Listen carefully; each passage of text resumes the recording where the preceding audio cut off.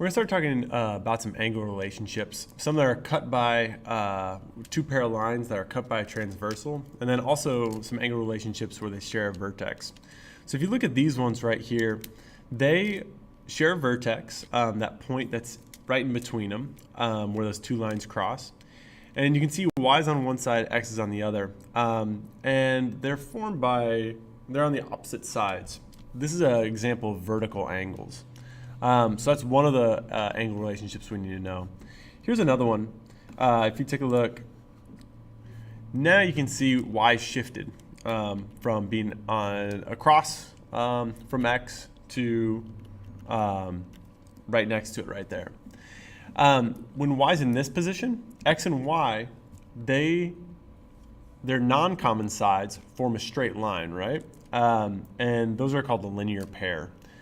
So they're adjacent angles that form a straight line. So they should be supplementary.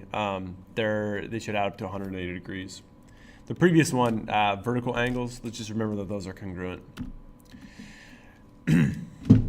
Now, those two angles, they got further away from each other. They're no longer sharing a vertex. What's not featured here, but we have to assume, is those two are parallel lines. And we're going to talk about these angles relationships. The first thing is you can tell that they're exterior. So as those two lines are like this, the exterior part says that they're on the outside, right? So y and x, those are exterior, and they're on opposite sides. So they're alternate exterior angles. Alternate exterior angles have angle measures that are congruent. Let's take a look at these ones. This kind is called corresponding. If you can imagine the top grouping of four and the bottom grouping of four, they're in the same position, and that's the telltale sign that they're corresponding, right? These two, you can see they're both on the inside of the transversal. So they're interior versus the one we had a couple back where they're both on the outside, that's exterior. And they're on the same side. So this is a case of same side interior angles.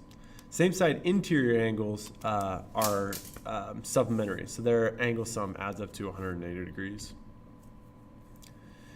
And these are also interior angles. They're on the inside of those two transversals. And their angle measure, but they're alternate, right? Because they're not, this is when they're on the same side interior, those are alternate interior.